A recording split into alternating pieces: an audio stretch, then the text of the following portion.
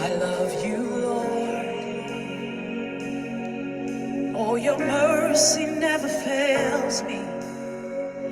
In all my days, I've been held in your hand. Good morning, good morning, good morning. The moment that I wake up until I lay my head, oh, I will sing of the goodness of God.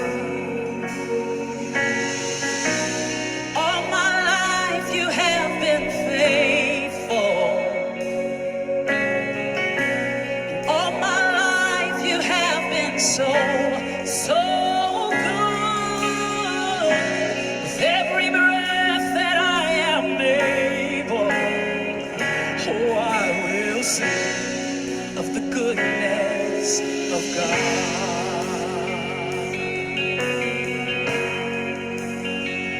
I love your voice. You have led me through the fire in darkest night. You are close like no other. I've known you as a father, known you as a friend, and I have lived in the goodness of God. Come on, can you sing that with us? All my life you have been faithful. And all my life you have been so, so good. So with every breath that I I'll sing of the goodness. I'll sing of the goodness of God.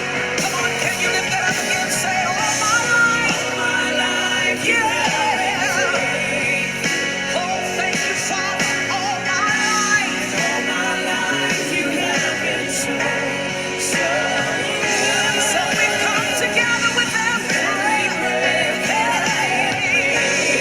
Oh, I will sing, yeah, of the goodness of God. We bless you, Jesus. Good morning, good morning, good morning. And your goodness is running after, it's running after me. Yeah. Your goodness is running after, it's running after me. With my life laid down, I'm surrendered now. I give you everything. Yeah. Your goodness is running after, it's running after me. Come on and can you declare that your goodness is running after? Good morning, everybody. It's running after me. Goodness and mercy is calling me. What's up, man? It's running after me. With my life laid down, called I'm surrendered now. I give you everything. Your goodness is running after, it's running after me. Oh, your goodness is running after, what's up? It's running after me. So grateful that your goodness is running after me. Good morning, Jen, Mia, Nancy, William. With my life laid down, I surrender now. I give you everything. Donna, so grateful for your goodness is running after me. It's running Tina, what up, Tina? Your goodness is running after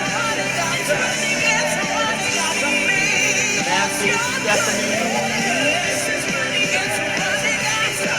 It's running after me. With my life laid down, I surrender. I give you everything. Shannon. Your goodness is running after me. What up, man? So good to see you, bro. Cindy. All my life you have been faithful. 1906, Marco. Jesus. And all my life you have been so, so Keelan, good. With every breath that I am able, oh, I will sing of the goodness of God. God, you're so. All right, y'all, let's go red. Let's invite the presence of the Lord in this place today. Lord, we need you to meet us. We need you to be with us today. Move by your spirit.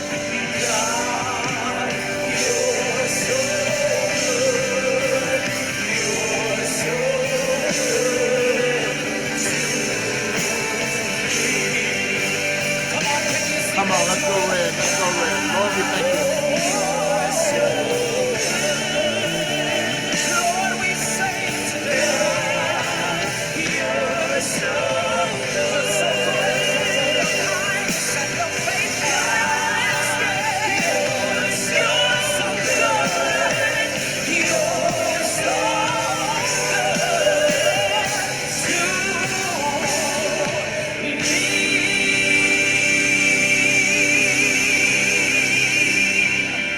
Good morning, good morning, good morning. Good morning, good morning, good morning. Y'all, it's Monday, and so good to see y'all. But it's been a long weekend. Um, man, last week was crazy. So I feel like I'm always saying, if you if you were here, if you missed last week, go back and watch it. I don't think that has ever been more true than this week. Dave Ferguson, what's up, bro? I don't think that's ever been more true than this week. I think you got to go back and watch it. Some very impactful conversations on race, on community. I I started a theme last week, and it's a reoccurring theme in our 100 days, and I think it's a part of our vision. For those of you that are just kind of jumping on here, it's the Good News Today daily devotional, and we're in a walk. We made a 100-day commitment to be intentional with God, and in the midst of that 100-day commitment, have been opportunities for us to exercise our spiritual forming muscles, our spiritual formation, our spiritual disciplines, and we are discovering, some of us for the first time, that that being an anti-racist is a part of the outworkings of my spiritual discipline and my spiritual formation. Now I just said something you ain't heard in most of your churches. I need y'all to listen early. We snatch edges early. We don't even get into the intro good. I said a part of the working out of your spiritual formation is the work of justice and anti-racism. And to that I say, of course it is. Of course it is. To help us with the imagery to understand that, I go to Matthew 6 and 9, where we we look at the Lord's Prayer, which is really a blueprint of how it is that we should live. Um, so disciples pray like this so that you might live like this. Many say, in John is where we see the Lord's Prayer. This is really the disciples' prayer, and the disciples' prayer is really a blueprint on how they should see and experience and walk in life. Our Father. And I just spent several days on those two words, our Father. The idea of our Father means that there's a family. We are biblical spiritual siblings, black, white, Asian, Latino, every ethnicity under the sun. We are biblical siblings. And in order for us to be good biblical siblings, we've got to know how to sit at the family table with one another in all seasons of life and see one another. So today, I was unpacking a lot of that last week. Today, I'm just going to start with that because in the spirit of the family table, in a part of our spiritual discipline, a part of our pursuit of being intentional with God in 100 days, we've got to be intentional with one another. Okay? I'm giving you a theological framework because some of you think these conversations are off topic. And I can't tell you they couldn't be more on topic with discipleship. they couldn't be more on topic with spiritual formation and spiritual disciplines and what it is to live out and to be followers of Jesus Christ. So, a part of us being intentional with God is us being intentional with one another. In order for us to sit at the same family table and being intentional with one another in times like these, when the world says we should be more divided than ever before, we're all sitting at a table working through reconciliation, working through seeing one another, working through understanding one another like never before. So, in the spirit of that, I want to invite you once again to sit in a space of discomfort, possibly, and allow us a moment. Allow us a moment as we come from different cultures, different perspectives. We need a moment today, and I feel like we need a moment of lament. Every now and these in our journey together, we've had these, and they're called mourning Mondays. Mourning Mondays. Mourning Mondays, where we sit and mourn the the multiple levels of loss that our body and our souls and our hearts are experiencing. We experience multiple levels of loss, and it feels mourning. The process of grieving is interesting because inevitably anger plays a part, anger plays a role, but anger is always a horizon emotion, and under the horizon is what you really see, which is usually sadness, which is usually sadness. So we will go from anger to sadness. But when Chadwick uh, passed away suddenly, oh man, it was already probably one of the worst weeks of the whole year. And we'll see what the decade has to offer, but we'll see. But we're already in the midst of one of the worst weeks um, of the whole year. And then Black Panther, Chadwick, passes away. Then he passes away. So I want to create a space for us this morning as we get started, um, to sit and mourn. Precious Lord. And I want to talk about what it is to mourn together.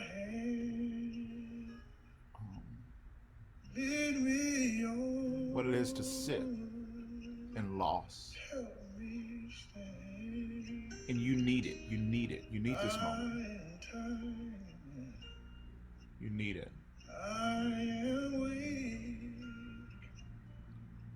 I am worn. So allow these words to be a devotional moment for us as we set the tone in the atmosphere. Through the storm, for our time together. Through the night, lead me on. Through the light, take my hand. Precious Lord, you can lead me on. Through the storms, through the night, lead me on to the light. Oh, you are the light. Take my hand, precious Lord, lead me on.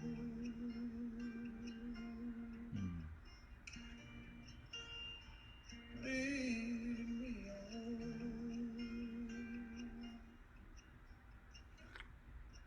Your presence is my home, and lead me on.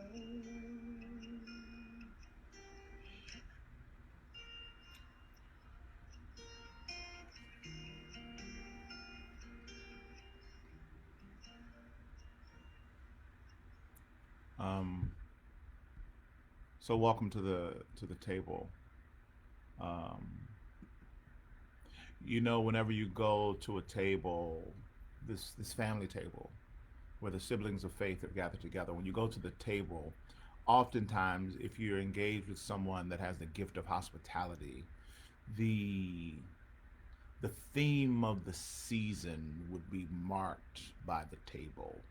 The theme of the season would be marked by the table.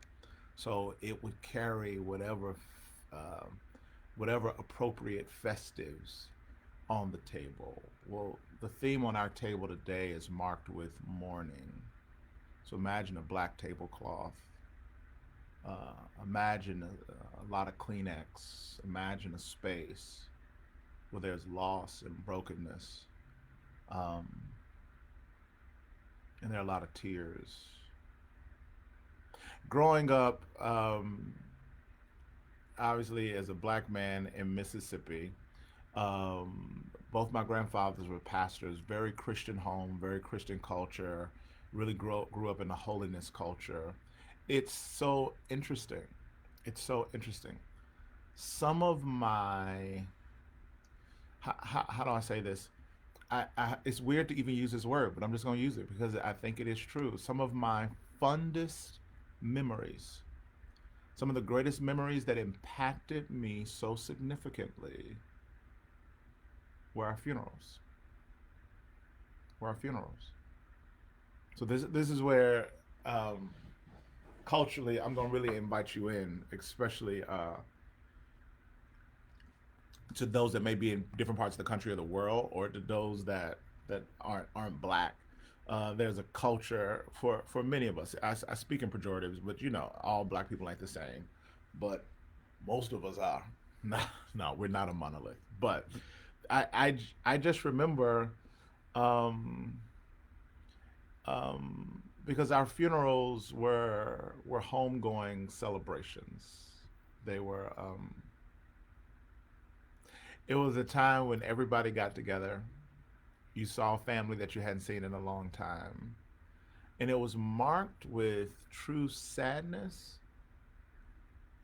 It was marked with deep loss, but also a high level of celebration. Um, it was um, my grandmother's younger sister, my grandfather's younger sister. Um, I'm Betty. Um, that was it was we were rehearsing for the funeral because my family was singers. My mom's a singer, my sister's a singer, everybody's a singer in the family. So and my cousins, aunties, everybody. So we put together. So we need a choir. We just call the cousins, and the cousins is the choir. Like that's a whole thing. That was normal. I didn't know that wasn't normal for other families. But whenever we needed a choir, we just called all the cousins. And you got soprano, altos, and tenors for life. They're just in there. It was in that space where I heard the song "It Is Well" for the first time as a little boy. And I remember as a little boy hearing It Is Well for the first time and watching something happen in the room. It transferred. That was a transition. That was a shift in the room that I'd never seen before. But by the time we got to "And Lord haste the day when uh yo and Lord haste the day when something becomes sight. The sky be rolled back as a scroll. Um, Woo! Just the words alone, this will bring tears to my eyes. Like it just, um, it, the trump shall sound, and the Lord shall descend. That was just a shift in the room. I remember watching that, but as a little boy, as a grown man, years later, I can still feel. I can still feel that. I can still feel what happened in the room. So there's something beautiful about sitting in lament. So I guess the word of encouragement, as I talk about this, is we're suffering a lot of loss in this season, and it will behoove you to take moments and to sit in these moments. because the loss is real and the loss is a part of the journey, and your body deserves the tears.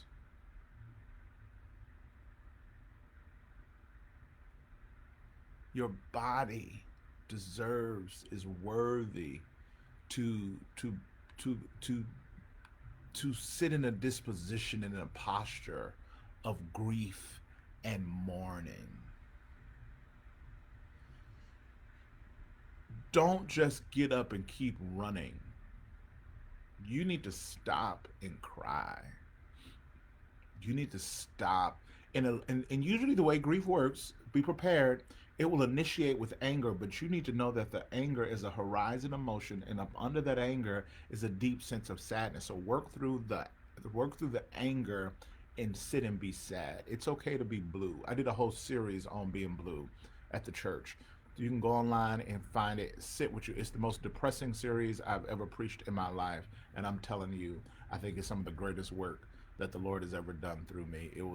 It's a blessing. It's a blessing. You need to sit in the reality of the ashes. You need to sit in the heaviness of the mourning. You got to sit in it. Blessed are they that mourn, for they will be comforted. Matthew 5. So there's a blessing in your mourning. There's a blessing in your tears. And as a little boy, my family and my church modeled this for me. If I was Jewish, it was called sit shiva. It's just to intentionally sit. To intentionally sit. So I want to invite you to intentionally sit in the multiple levels of loss that we are experiencing as a nation, as a country, as a people, as a community. Um, your school year being your normal, not being accessible anymore. Um, you need to mourn that. You need to sit in the loss of that. One of the one of the most beautiful things, um, and I would say this before I move on. I would say invite people to sit and lament with you. I'm telling you, the best part of the funeral, the best part of the funeral,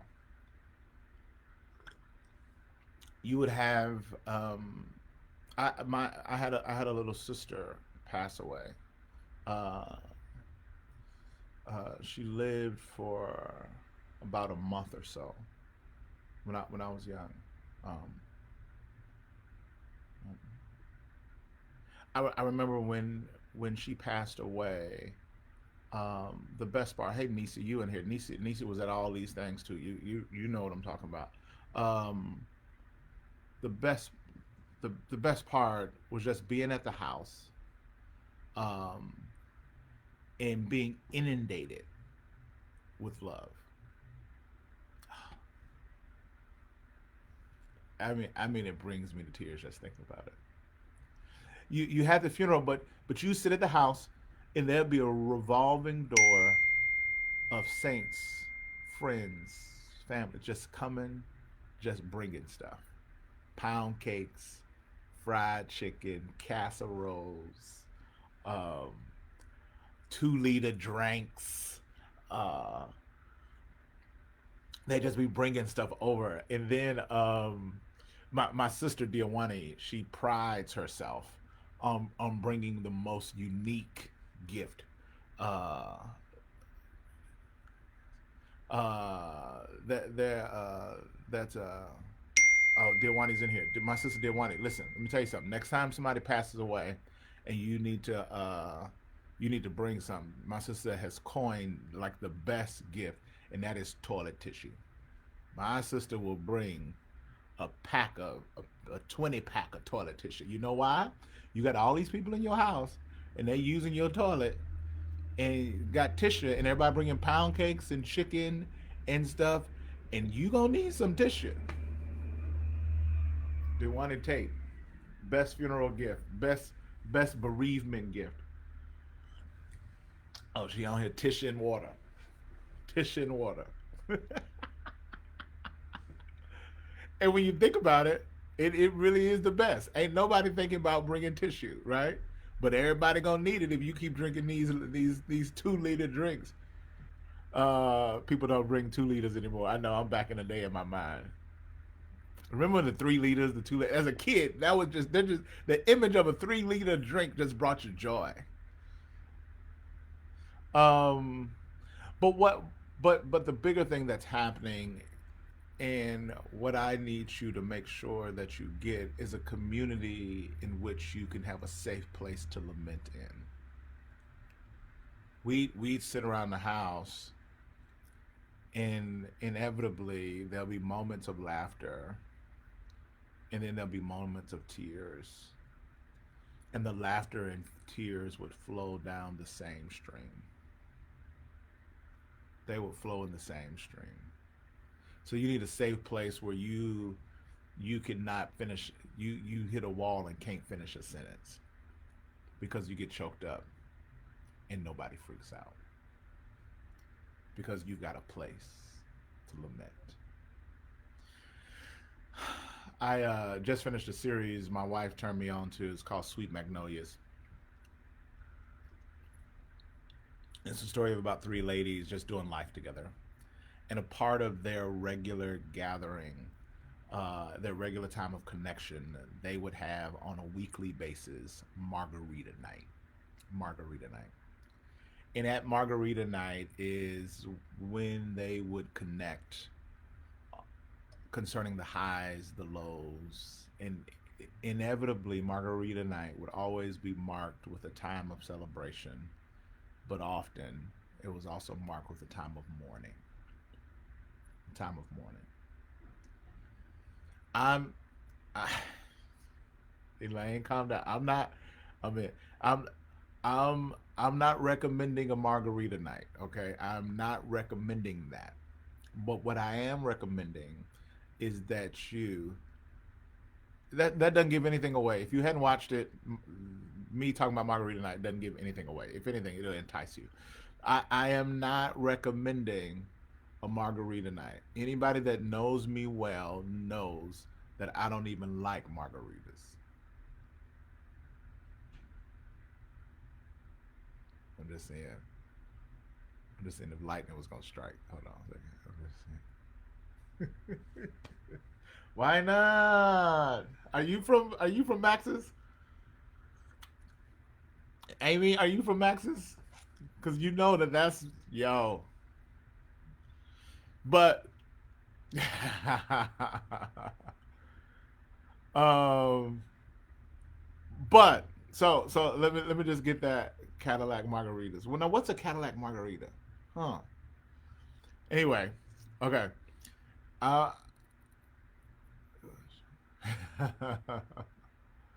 oh, but you know though, huh, Amy? You know, yo, Max's is. I'm just telling you, hands.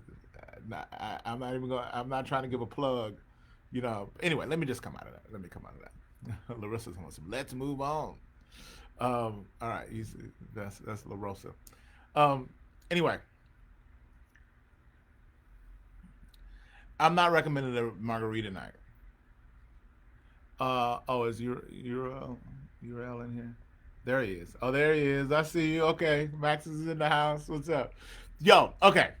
So I'm not recommending a margarita night, but what I am saying is it would probably serve you well to have community that you can be honest with, that you can be seen with, in a place where you can be vulnerable, and have a safe place to lay your head. To have a safe place and community to lay your head. It's on Netflix. It's on Netflix, and it's show's not called Margaret. It's yes, it is. He says a blessed margarita. It's a show on Netflix. It's called Sweet Magnolias. It's called Sweet Magnolias. The point is, I think a part of your mourning and a part of us intentionally navigating this season is just finding some folks that we can just vent with, that we can be honest with, and tell the truth about where we are, and have a safe place to have your tears. That the best part of the funeral was we just sit around the house, y'all. We would just sit around the house and just be with one another, and hold one another in this space. Hold one another in this space. So Black Panther, I think one of the most impactful images are seeing little boys little black boys having mock funerals for Black Panther. If you notice, many of them, they got Black Panther laying there in the middle, and then they got all the heroes around him. And it's several, but it's one with the little black boy with this Wakanda where forever sign up with um with tears, with tears streaming down his face, and tears streaming down his face. Now, here's where I want to admonish the beauty and the challenge of diversity at a table that's so vulnerable and marked. So here's where at this family table I want to encourage our white siblings in particular, because it's such a sensitive space. So and and I know we all mourn it, but for black for black folks, especially for black boys, and I dare even say that it's really black people. Most of us, we've never had a superhero. Black Panther was that. And I don't know if you can fully appreciate what it's like to never see you reflected on the screen in some of the most biggest epic moments. Like, I love Superman. Superman was amazing, but Superman didn't look like me. And I don't know if you can appreciate what it is to be starved of images that are celebrated that reflect your image. So as we sit at the table, some of us are carrying things that others aren't carrying. And the worst thing you could do is to try to say we're all the same at the table, because it forces us all into to a place of dishonesty, because we all know that we're not all the same at the table, and we're not all carrying the same burden. And I'm not saying that whites are without burdens. I'm saying whites are without burdens that were created because of the color of their skin, usually. Did you get what I just said? I'm saying there are a lot of heavy things that you carry as a white person. Your skin color is not one of them. Come on, don't get uncomfortable, but just take a deep breath. Come on. It's a safe space. We at the table. We at the table. So I'm not saying you are not without heaviness. All I'm saying is usually your heaviness is not your skin color. And one of our greatest burdens is our color. Not because we feel it as a burden, but because most whites feel it as a burden. And there's a system that's created that our color and who we are is something we have to overcome, so that we might get access to what is normal, which is whiteness.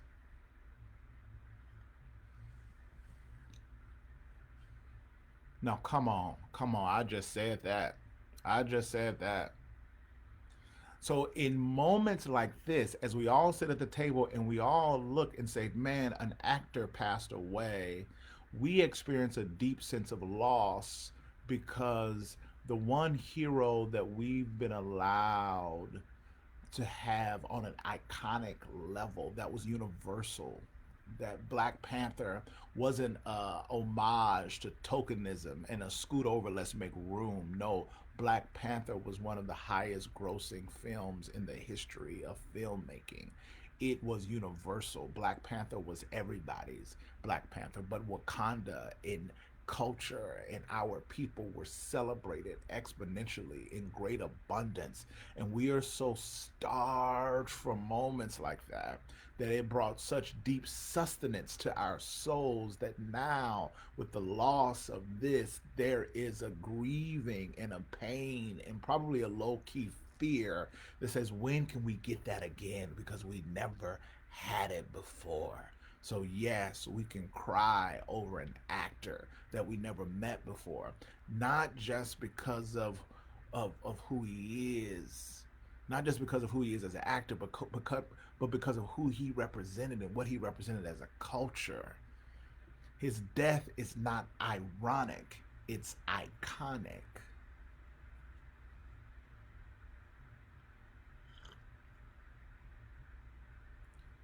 His death to us isn't ironic. Oh, that's ironic that he was. No, no, no, no. It's not ironic. It's iconic. We lost an icon, and we ain't got a lot to lose. So the depth of the death is devastating. And it is worthy of our pause, of our reflection, and of our tears.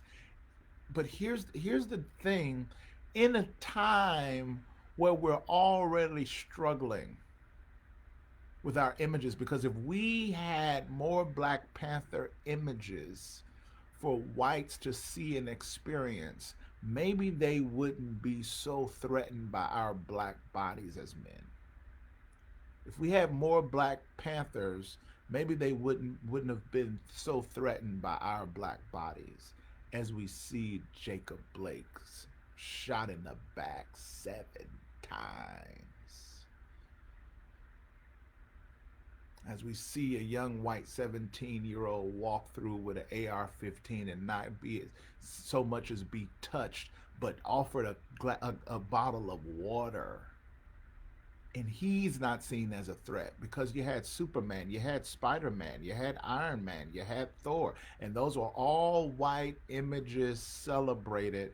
And maybe what's not helping us, and I'm not, there's a lot of blame to go around, but maybe what's not helping us is the abundance of negative black male images, and we finally had one, and we got more than one, but on the superhero category, we had one that was iconic, and we lost him. So we still got a lot to overcome, because in juxtaposition of losing Black Panther, we also lose Jacob Blake.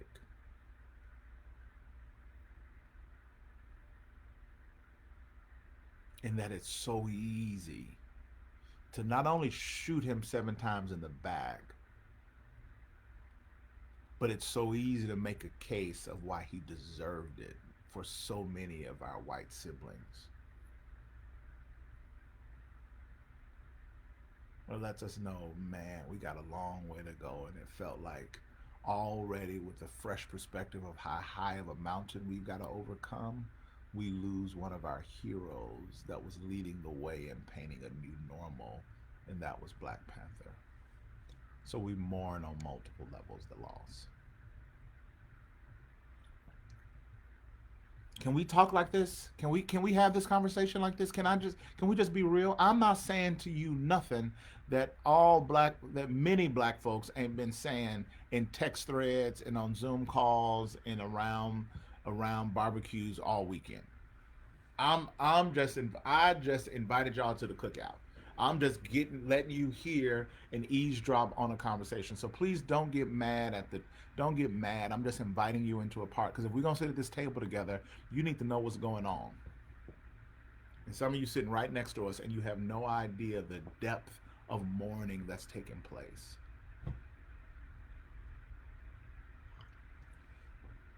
And herein lies the challenge, the problem, and the opportunity. Herein lies the challenge, the problem, and the opportunity.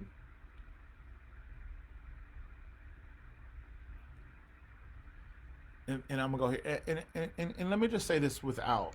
I'm gonna talk. I'm gonna do a whole nother thing on this later on this week. But yeah, never mind. I ain't even gonna put that in. I'm just gonna wait till next week. Here's the challenge. Here's the problem, but also here's the opportunity.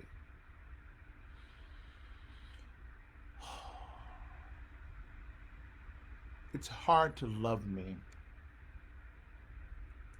if you don't know my burden. It's hard to love me well if you don't know my burden. One of the worst problems about this multi-ethnic table, this family table, is that oftentimes people of color are carrying something heavy and our white siblings are clueless of the burden that we're carrying. And usually, if the culture of the table is being set by whites, they have not accommodated and created space at the table for our burden because they don't even know it's there. So therefore, it does not become a table that we feel at home because we don't feel seen because you don't know our burden.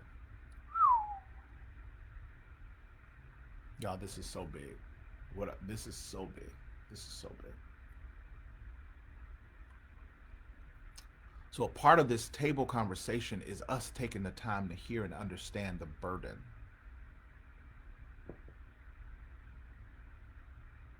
Hear and understand the burden.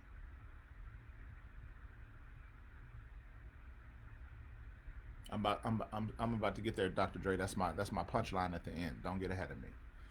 Um, a couple of years ago, when me and LaRosa moved to California, we were in a predominantly white community, white culture, white church, friends white. It was just really white. And we're game for it because of the assignment and the calling that's on our life. So the holidays became very interesting. Where do we do Thanksgiving? Where do we do Christmas? Who do we do those holidays with? Um, and we found ourselves sitting at the home of at the table of white friends. And I'm just telling you, uh, white Thanksgiving is a little different from Black Thanksgiving. Dr. Dre, you good? Uh, It y'all is just different, and I don't have time because I'm at the last portion of my time, so I can't even go into. But trust me, I can do 20 minutes of stand up on how different they are. But we had a deep appreciation. I never drank at our Holiness Family Church in Mississippi. I never drank alcohol at Thanksgiving, so wine was not an option at Thanksgiving. So, mm, cheers to having Thanksgiving with whites. We pull out wine early. It's just different. You know what I mean? You know, you know, we they served us stuffing. We had dressing. Is at our church. It's just different. I'm telling you, it's just different. They had turkey. We had fried turkey.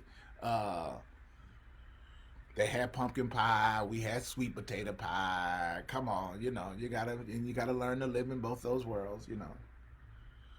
We had sweet tea. They had just tea. Um, um, but I'll never forget. Um, a Super Bowl party. We went to a Super Bowl party, and it was a Super Bowl party where Tony Dungy, I believe, it was two black coaches in the Super Bowl. It was two black coaches in the Super Bowl. Some of y'all will remember this, and y'all help me out. Let me know. Let me know what it was. It was two black coaches in the Super Bowl, and it had never happened before, and it was a big deal. It was a big deal. And we all gathered together to watch the Super Bowl, and it was historic. It was historic.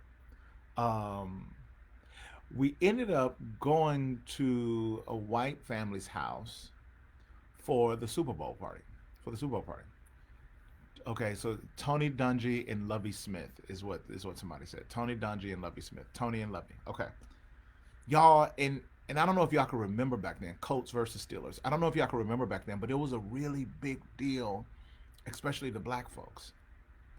Um, and I remember halftime, and I remember being there, and we were with our white friends, which was normal, so that's not bad at all. But what I'm showing you is us sitting at the table, and even in the table of faith, even with our Christian white siblings, being unseen, still being unseen, because they just don't even know to see it. So this was a family, and they had teenage sons. So we're all in there, and we watching the game in nice house, nice food. We just living it up. We're cool. Oh 06, oh 07. That's exactly what it was. That's exactly what it was. I believe. Yeah. Um, And they do this commercial. I don't know if y'all will remember this. The Coats and the Bears is what they're saying. The Coats and the Bears. I don't know if y'all will remember this. They did a commercial. They did a commercial. LaRosa was sitting there with us. LaRosa, I see you in here. Me and LaRosa was sitting there. I believe, yeah. And it was a commercial about Black history and the significance of the two Black coaches being, and it was one of those commercials. You know how every now and then they'll just get it right, and you almost be in tears because you see these black coaches, and it was just Black history, and it was. I just remember almost wanting to cry as I watched the commercial. It's one of those moments where you're watching it, and then you look over at your wife, and you grab her hand, and you think, "Oh wow, this is so special." And right in the midst of it being so special in this beautiful moment, the white boys, the white sons, and the dad literally look at each other, say out loud, and say, "I don't get it. I didn't get that one. That was weird.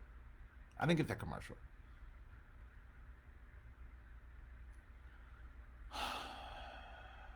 And that's when I realized a table ain't home if you're not seen. Something that was so deeply moving, it almost brought us to tears. My white siblings didn't even see it. They didn't get it at all. Immediately, we longed for a space where we could celebrate and at the same time mourn with people who gets the weight of our burden. If we gonna do this table thing right, y'all, and what I've been loving in my DMs, in my messages from my white siblings, is you saying I'm gonna stay at the table, and I've been so encouraged. But here's an admonishment for us all. If we're gonna be at this table, you've got to see my burden and not be my burden.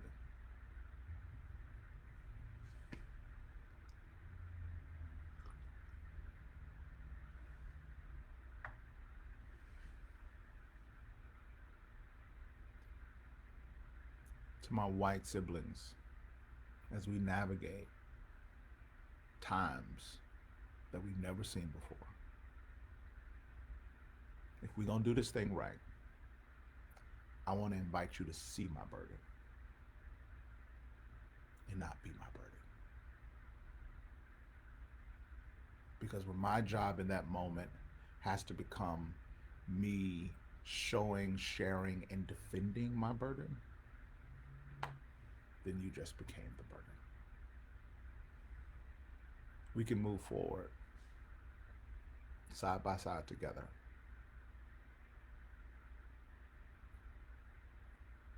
But the biggest threat to my deliverance can no longer be your ignorance.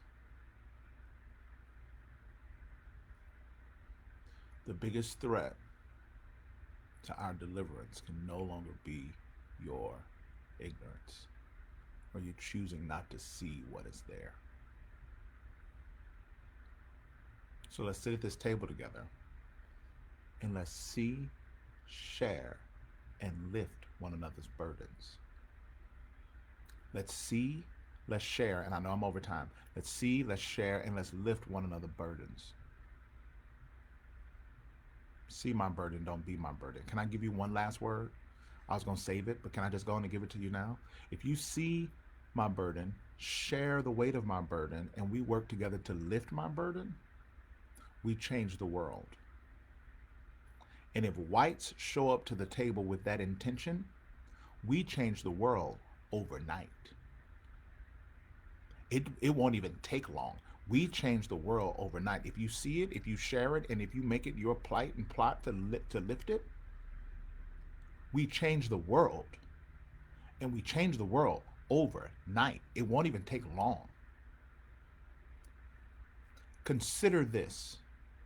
If white, and let's not even use all men, if white Christian men would have joined and signed up to walk on the front lines of the civil rights movement, the march and the movement would have lasted 10 minutes and it would have been over. If white Christian men would have joined and signed up to be on the front lines of the civil rights movement, the movement and the march wouldn't have been 10 minutes long.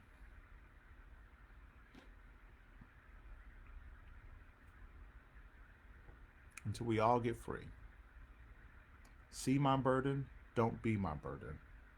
No longer can my what did I say? Is my deliverance be held up and blocked by your ignorance. That's why we got to stay at the table.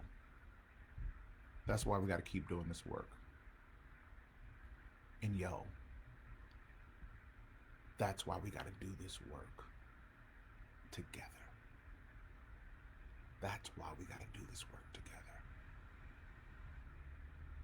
Because we ain't free until we're all free. We ain't free until we're all free. For his glory. Amen. Amen. Morning Monday. Morning Monday. Take time and mourn the loss. Take time to mourn the sadness. Take time to mourn where we are. Blessed are they that mourn, for they shall be comforted. I am weak. I am worn.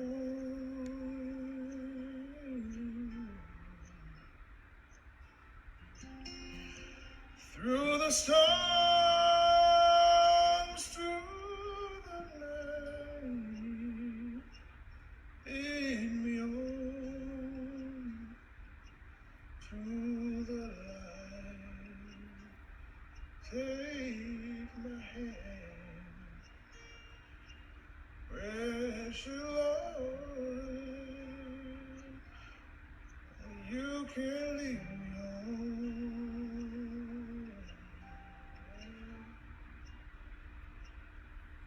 Through the storms, through the night, lead me on to the light. Oh, you are the light, take my hand. Precious Lord, lead me on.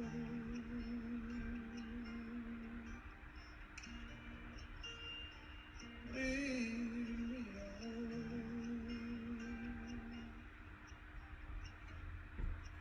Your presence is my home, and lead me on.